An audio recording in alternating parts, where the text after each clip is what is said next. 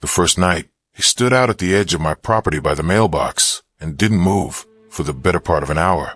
I watched him from the dark living room, this still shape under the streetlight at the very end of my driveway, hands at his sides, face turned at my house, and I kept waiting for him to do something.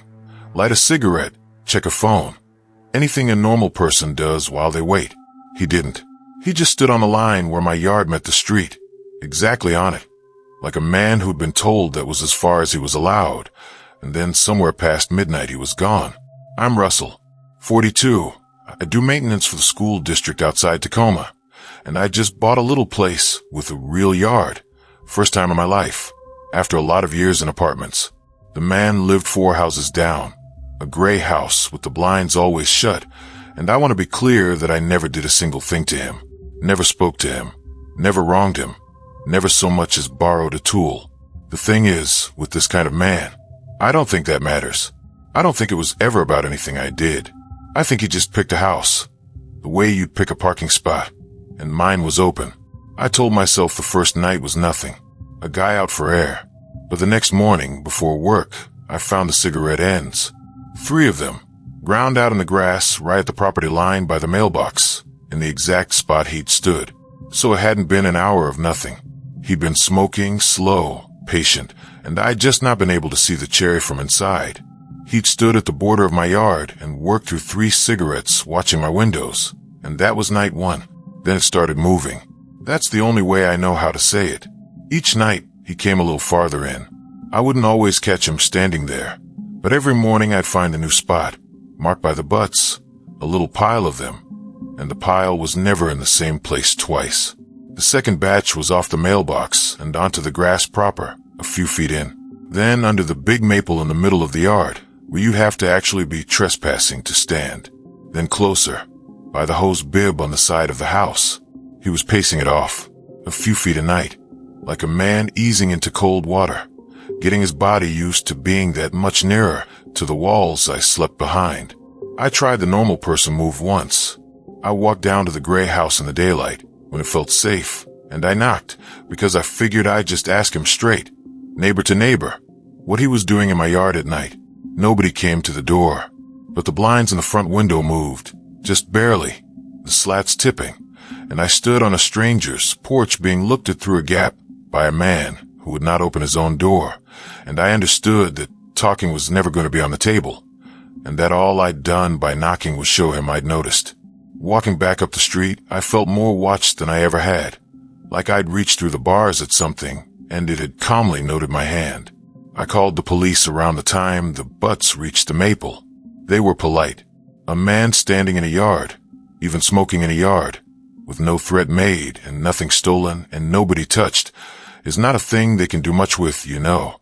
And the officer who came out walked the yard with me and agreed it was creepy, and that was the entire help available to me under the law. He suggested a camera.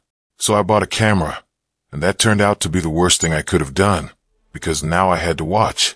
The footage is what I can't shake. Night after night, this man strolling up out of the dark, unhurried, and standing at his new spot, smoking, facing the house, for an hour, sometimes 2, never looking around, never nervous, just studying the place like he was memorizing it, and then ambling back off down the street toward the gray house like a man finishing an evening walk. And every clip, he was a few feet closer than the night before. I sat at my kitchen table and watched a stranger close the distance to my front door on a schedule, and there was not one thing in any frame I could have taken to a judge. The porch was the rung that nearly finished me, before the window even. One morning there was a single boot print on the bottom step of my own front porch, pressed into the dew. Toe pointed at the door. He'd come off the grass and up onto the house. The next night the camera caught him doing it, climbing the 2 steps slow, and standing on my porch with his hand laid flat against my front door, not trying the knob, not pushing, just resting his palm on the wood the way you'd lay a hand on the flank of a horse to keep it still. Then he stepped back down and walked off. He wanted, I think, to know that door under his hand, to get it used to him, and him to it, so that the night he finally opened it, it wouldn't feel to either of them like the first time. The night it peaked, I woke up around 2 for no reason, the way you do, and I went to the bedroom window to check the yard out of the new habit of it, and he was at the glass, right at it, inches away on the other side, his face pale in the dark, close enough that the window had fogged a little where his breath hit it, and he was looking in at my bed. He crossed the whole yard. He'd come up against the house itself, to my bedroom window, and put his face to it while I slept, and when I jerked back he didn't run. He didn't even flinch. He just held there a second longer, looking at him, and then he turned and walked off across the grass like he had every right to the path. I put up a fence after that, 6 foot, and motion lights, and for a couple of weeks the yard stayed empty, and I let my shoulders come down and started to think it was over. It wasn't over. One morning I went out, and there was a single cigarette ground out in the grass, fresh, on the far side of the new fence, right at the property line, back at the mailbox where it all started. He hadn't given up. He'd just gone back to the beginning of the approach, to the line, the very first spot, and started walking it in all over again, a few feet a night. And now there was a fence in the middle of it that he'd treat like just one more line to learn how to cross. I moved the next year. I tell people it was about the schools or the commute, and that's a lie. It was about the cigarettes. Because the thing about a man like that is he isn't in any kind of rush. He's got all the distance in the world to close, a few feet at a time, and he doesn't care if it takes a month or a year, and a fence and a camera and a polite officer don't change the math of it at all. Somewhere there's a gray house with the blinds shut, and a man who's very good at standing very still, and a new family 4 doors down who think the quiet guy on the street is harmless. He starts at the property line. He always starts at the line, and then, a little every night, he comes. My neighbor knew I slept with the bathroom light on before I knew his last name.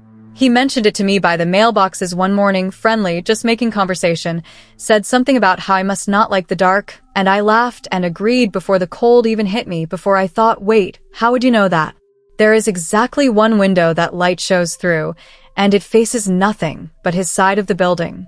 I was 31, renting the top half of a duplex in Atlanta, and the man downstairs and across the little shared drive seemed, at first, like the best kind of neighbor. Quiet, kept to himself, always home, which I read as comforting back then, somebody around if a package came. I read a lot of things as comforting back then that I would read very differently now. It's funny how being watched and being looked after feel like the same thing right up until they don't. After the bathroom light, I started catching the size of it. He knew when I got home, always, would just happen to be at his window or his door at the moment I pulled in, every time like he'd been waiting, which he had.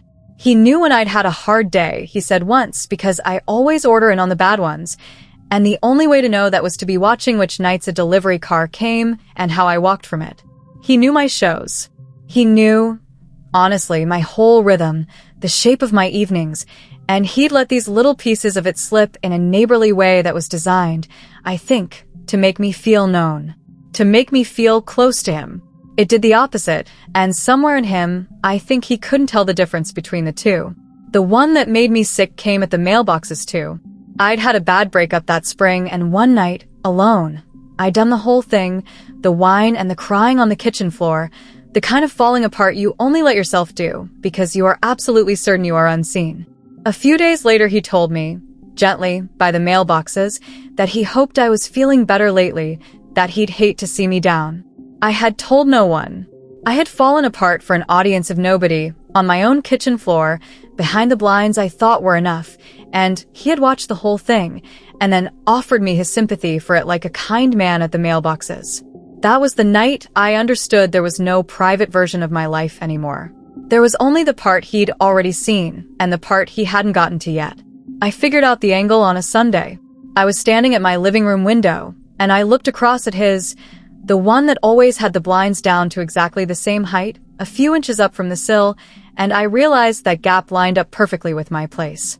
From his chair, in the dark, behind those blinds, he had a clean sight line into my living room and a slice of my kitchen, and if my bedroom door was open, down the hall to the foot of my bed. I'd been living in a lit aquarium for a year, and the quiet man across the drive had had a front row seat to all of it, in the dark, where I couldn't see him see me. So I went to war with my own windows. Heavy curtains, every one, the blackout kind, the way you'd seal up a house against the sun. And he commented on that too. Of course he did. Said he'd noticed I'd gone all cave-like, a little wounded about it, like I'd taken something from him, like the view had been his, and I'd closed the gallery. That was the moment the fear turned all the way over into something worse, because it meant the curtains were a conversation to him. He wasn't going to stop. I just moved the show behind a curtain, and a man that patient simply waits for the gaps, the inch you forget, the night you're tired and careless.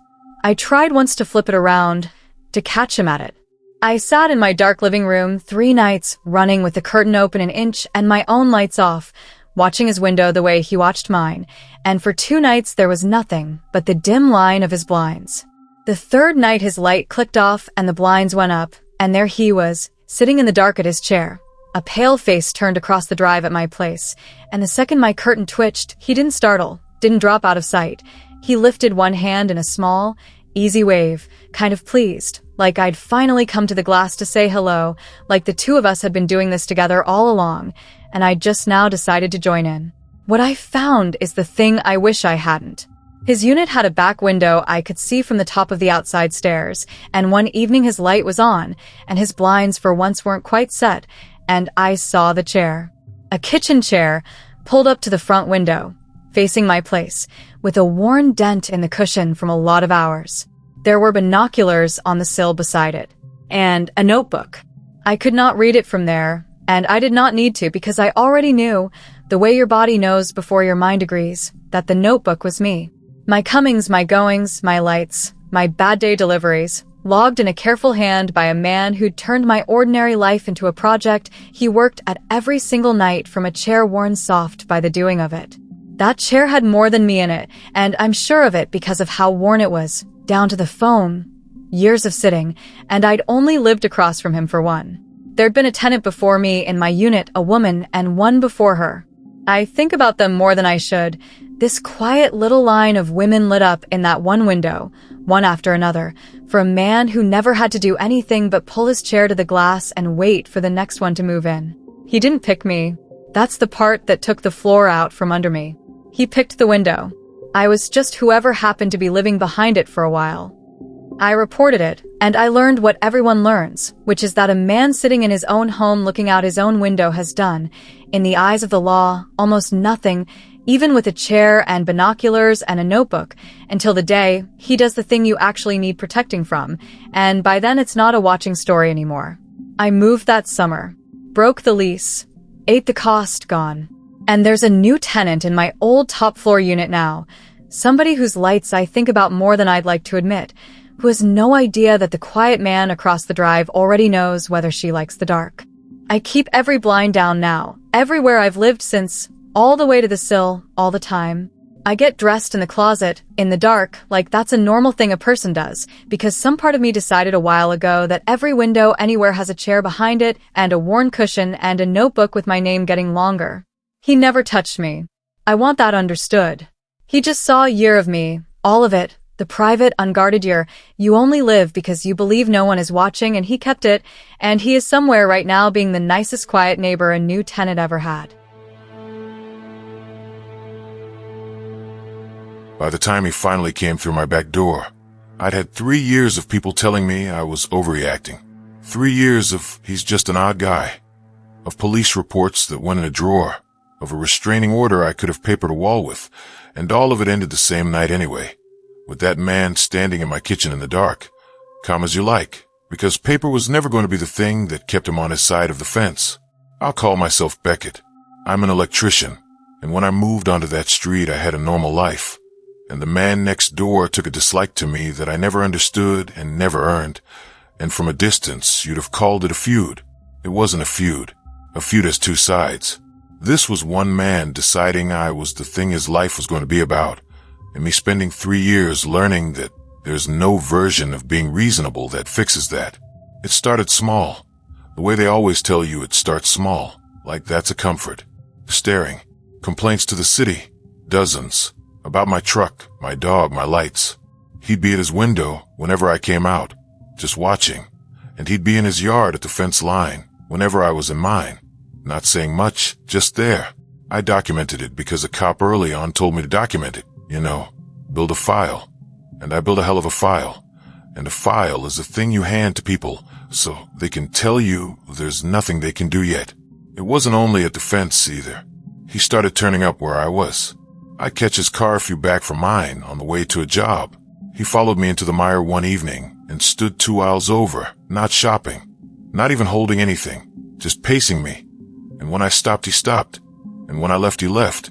And I sat in my truck in that Detroit parking lot with my hands going and told myself, honestly, that a man is allowed to buy groceries, that I was the one turning nothing into something. That's the whole trick of it. The part the file can never hold. Every single piece is deniable. He's allowed to be at the store. He's allowed to look out his own window. He's allowed to stand in his own yard at night. You stack 3 years of allowed one on top of the next, and it becomes a wall around your entire life.